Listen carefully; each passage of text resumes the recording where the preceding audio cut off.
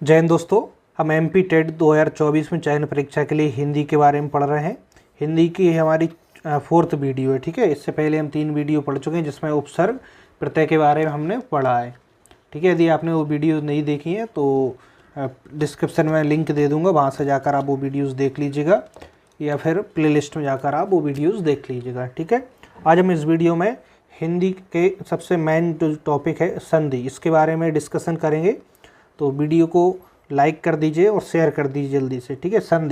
संधि को हम कंप्लीट यहाँ पे पढ़ने वाले हैं, तो वीडियो को लास्ट तक देखिएगा। बहुत ही इम्पोर्टेंट टॉपिक है, यहाँ से परीक्षा में प्रश्न जरूर पूछा जाता है। 2 से 3 प्रश्न हर एक परीक्षा में यहाँ से ज़रूर आता ही आता है। तो संधि में बहुत आसान भाषा में आपको समझाने जा रहा हूँ। चलिए हम स्टार्ट करें। संधि किसे कहते हैं? 2 वर्णों या ध्वनियाँ, ठीक है, 2 वर्ण या ध्वनियाँ जिनके संयोग से होने वाले परिवर्तन को संधि कहते हैं। यानी कि 2 वर्ण आपस में मिल रहे हैं, 2 वर्ण कोई से हैं आपस में मिल रहे हैं, उनसे एक नया वर्ण बन रहा है, ठीक है। यह ध्वनि भी कहते हैं इनको, ठीक है। 2 ध्वनियों के योग से कोई नया शब्द बन रहा है, तो उसमें क्या होगा? इन दोनों के योग से जो नया शब्द बनेगा उसमें परिवर्तन होगा, ठीक है। इसको ही संधि कहते हैं, ठीक है। 2 वर्णों या ध्वनियों के संयोग से होने वाले परिवर्तन को संधि कहते हैं। इतना याद रखिएगा, यहाँ से प्रश्न पूछा जा सकता है। संधि कितने प्रकार की होती है? एक प्रश्न यहाँ से भी बनता है। संधि 3 प्रकार की होती है, ठीक है। नाम याद रखिए, स्वर संधि, व्यंजन संधि और विसर्ग संधि, ठीक है। 3 प्रकार रहेंगे संधि के, स्वर, व्यंजन और विसर्ग संधि। तो इस वीडियो में हम स्वर संधि के बारे में डिस्कशन करेंगे, ठीक है। स्वर संधि, अब स्वर संधि को कैसे डिफाइन करेंगे, कैसे पहचानेंगे? देखिए, स्वर के साथ स्वर वर्ण का मेल होने पर जो परिवर्तन या विकार उत्पन्न होगा वहाँ स्वर संधि होगी। परिभाषा भी समझिए, बाकी उदाहरण से मैं आपको अच्छे से समझा दूंगा। स्वर के साथ स्वर, बस इतना याद रखिए, स्वर वर्ण के साथ स्वर मिलेगा तो वहाँ स्वर्ग संधि होगी। जैसे कि आपको पता है, आ से लेकर अम तक स्वर वर्ण होते हैं, ठीक है। आ ई ई उ ए आई ओ औ अम हा, तो ये क्या? स्वर वर्ण है। तो स्वर संधि में क्या होगा? आपस में स्वर वर्ण ही मिलेंगे। यहाँ पे दोनों आपस में कौन से? स्वर वर्ण। यानी कि स्वर के साथ स्वर का मेल होने पर नया जो शब्द बनेगा उसमें परिवर्तन होगा, वहाँ पर हमारी स्वर संधि होगी। बात समझ आई? स्वर संधि में स्वर ही आपस में मिल रहे होंगे। अब स्वर संधि के भी भेद होते हैं, प्रकार पूछ लिए जाएँ तो आप याद रखिएगा 5 प्रकार होते हैं स्वर संधि। तो ये संधि 3 प्रकार की होती है, स्वर, व्यंजन, विसर्ग। अब स्वर के अंदर बात कर रहे हैं, स्वर के अंदर भी इसके 5 प्रकार मिलते हैं। स्वर संधि कितने प्रकार मिलते हैं? हमें 5 प्रकार मिलते हैं। इतनी बात क्लियर है? तो पहला प्रकार देख रहे हैं हम। पहला प्रकार कौन सा है? दीर्घ संधि, ठीक है।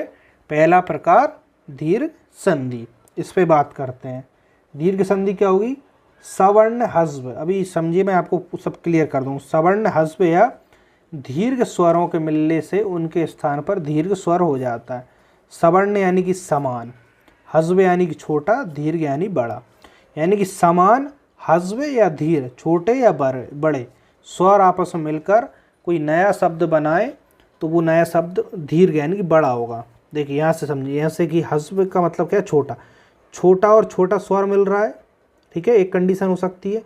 अगली कंडीशन हो सकती है छोटा या बड़ा। हस्व यानी छोटा, दीर्घ यानी बड़ा। छोटा और बड़ा स्वर्ग मिल रहा हो, बड़ा या छोटा स्वर्ग मिल रहा हो, या बड़ा और बड़ा स्वर्ग मिल रहा हो, तो आपस में जब इनमें परिवर्तन होगा तो हमेशा बड़ा ही स्वर वर्ण बनेगा। बात क्लियर है? देखिए, आपस में स्वर मिलेंगे, छोटा छोटा मिले, छोटा बड़ा मिले, बड़ा बड़ा मिले, बड़ा छोटा मिले, ठीक है। तो कुछ भी वर्ण मिले तो आपस में इनसे परिवर्तन जो होगा वो बड़े वर्ण में ही परिवर्तन होगा। देखिए एग्जाम्पल से आपको अभी क्लियर होगा, आगे देखिएगा। देखिए कुछ उदाहरण है, यहाँ से समझते हैं। पुष्पावली, अब सीधा शब्द आएगा आपके सामने और आपसे पहचानने को पूछा जाएगा इसमें कौन सी संधि है। पहले तो हम देखेंगे स्वर, व्यंजन, विसर्ग है, और स्वर के अंदर भी प्रकार 5 हैं। दीर्घ, ठीक है, दीर्घ स्वर संधि, वृद्धि स्वर संधि, अयादि स्वर संधि, ठीक है, और ऋण स्वर संधि। तो हम आगे भी कंटिन्यू पढ़ेंगे, अभी दीर्घ स्वर संधि के बारे में बात कर रहे हैं। तो पुष्पावली, सबसे मैंने पहले इसका विच्छेद करिए। पुष्पावली, तो इसका विच्छेद क्या होगा? पुष्प पुष्पावली धन अबली, पुष्पावली, ठीक है। पुष्पावली, पुष्पावली, तो पुष्प धन आवली होगा, बड़ा नहीं, बड़ा ना छोटा, अबली होगा, पुष्प धन अबली। तो यहाँ पे देखिए, यहाँ पे क्या है, यहाँ पे देखिए कोई भी आपको वर्ण नहीं दिख रहा है, यानी कि छोटा आ है, और यहाँ पे छोटा आ, ठीक है।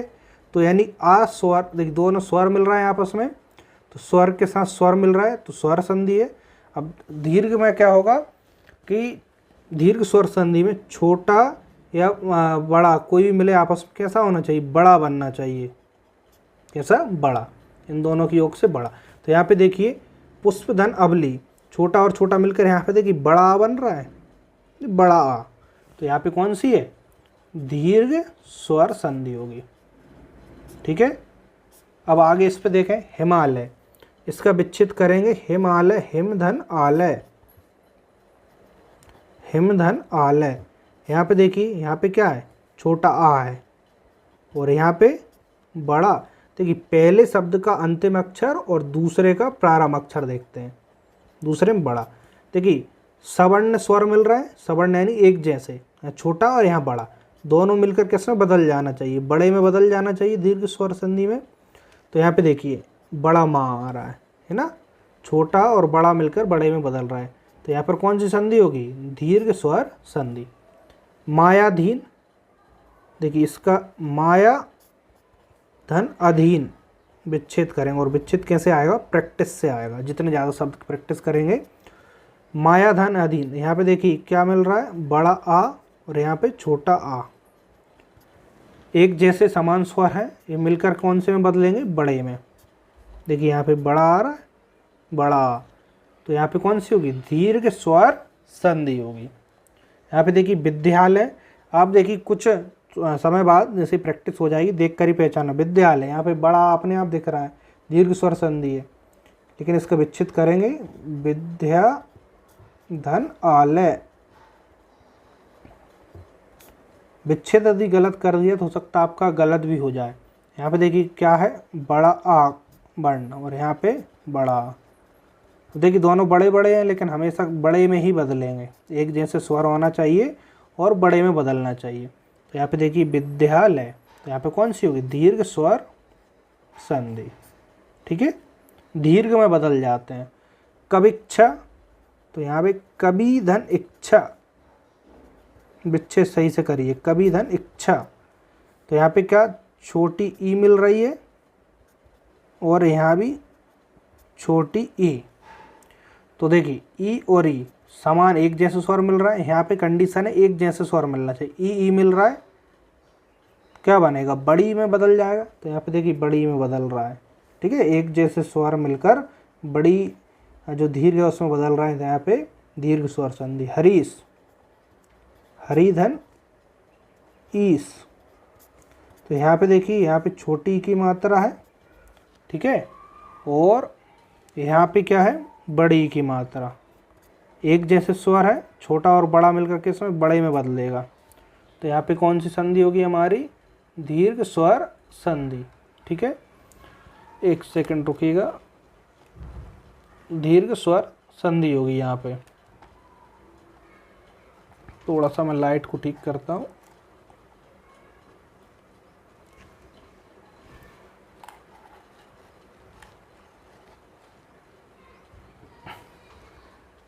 चलिए ठीक है, यहाँ पे देखिए महेंद्र, महा मही धन इंद्र, तो यहाँ पे बड़ी ई और छोटी ई मिलकर क्या बनेगा, बड़ी, तो यहाँ पे बड़ी बन रहा, महेंद्र। वधुत्सव, तो यहाँ पे वधु धन उत्सव, विच्छेद हुआ, तो यहाँ पे क्या मिल रहा है, बड़ा ऊ और यहाँ पे छोटा ऊ, एक जैसे स्वर आएंगे, छोटा बड़ा हो सकता है, तो आपस में किस में बदलेगा, बड़े में बदलेगा। तो यहाँ पे देखिए छोटा और बड़ा स्वर मिला और बड़े में बदल गया, तो वहाँ पे कौन सा होगा, दीर्घ स्वर संधि। मात्रण, देखिए इसको मैंने विच्छेद पहले ही कर दिया, मात्रण, मात्रण, ऐसा नहीं, मात्रण ऐसा होगा, मात्रण विच्छेद होगा, मात्र धन ऋण।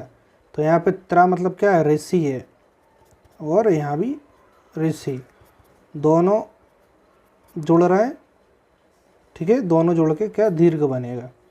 तो यहाँ भी क्या होगा, दीर्घ संधि होगी। इतनी बात क्लियर है।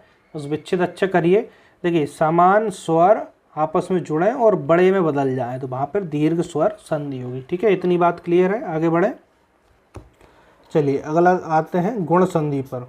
गुण संधि की पहचान क्या होगी, तो कि गुण स्वर संधि है, स्वर संधि का दूसरा प्रकार है गुण संधि। ठीक है, दीर्घ समझ गए। अब गुण संधि में क्या होगा, देखिए सीधी सी बात, स्वर जरूर होंगे लेकिन किस प्रकार से मेल होगा। इसमें जो पहला शब्द है उसका अंतिम जो वर्ण है वो आ होना चाहिए, और दूसरे शब्द का प्रारंभ, यानी आ के बाद ई आए तो ये ए में बदल जाएगा। आ के बाद देखिए छोटा आ के बाद चाहे ई आए या छोटा आ के बाद बड़ी ई आए तो ये किस में, ए में बदलेगा, या बड़ा आ के बाद ई आए या बड़ी ई आए तो ये ए में बदल जाएगा। ए में मतलब एक ही मात्रा में। ठीक है, आ के बाद ऊ आए, जैसे आ के बाद छोटा या बड़ा आए, बड़ा के बाद छोटा या बड़ा आए तो किस में, ओ में बदल जाए। ओ में मतलब इस प्रकार से मात्रा में। ठीक है, इस प्रकार आ के बाद ऋषि आएगा, आर में बदल जाएगा। तो बात क्लियर है। छोटा या बड़ा के बाद ई आए ए में बदलेगा, छोटा बड़ा के बाद ऊ आए ओ में बदलेगा, छोटा बड़ा के बाद ऋषि आए तो अर में बदलेगा। कैसे बदलेगा, अब देखिएगा। गुण संधि की पहचान है, जैसे उपेंद्र है, इसका विच्छेद करें, उप धन इंद्र, विच्छेद कर लिया। अभी हम इसमें नहीं पहचान पा रहे कौन संधि है, पहले विच्छेद कर लिया। अब यहाँ पे देखें क्या मिल रहा है, छोटा आ, और यहाँ पे क्या मिल रहा है, छोटी ई। तो छोटा आ के बाद ई आ रहा है, छोटा आ के बाद ई आ रहा है, किस में बदल जाएगा, ए में। ए में मतलब एक ही मात्रा में। ठीक है, या एक ही मात्रा में। तो यहाँ पे देखिए आ और ई आ रहा है, आ के बाद ई आ रहा है और किस में, ए में बदल रहा है, ए में उपेंद्र। तो यहाँ पे गुण स्वर संधि होगी। गणेश, गणधन ईस, विच्छेद कर लिए। यहाँ पे देख रहा है आ मिल रहा है, इसका अंतिम वाला देखेंगे वर्ण और इसका प्रारंभ वाला बड़ा ई। देखिए आ के बाद ई किस में बदल जाएगा, ए में। ए में यानी एक ही मात्रा में। तो आ के बाद ई आ रहा है, ए में बदल रहा है, तो यहाँ पे कौन सी हुई, गुण स्वर संधि। पहचान समझ में आ रही है, थोड़ी प्रैक्टिस मेहनत करना पड़ेगा, समझ में आ जाएगा। महेंद्र, महेंद्र में देखें महाधन इंद्र, महेंद्र। तो यहाँ पे क्या आ रहा है, बड़ा आ और यहाँ पे छोटी ई, और किस में बदल रहा है, ए में बदल रहा है। आ के बाद ई आए, ए में बदले तो वहाँ पे कौन सी होगी, महेंद्र में कौन संधि हुई, गुण स्वर संधि। रमेश, रमाधन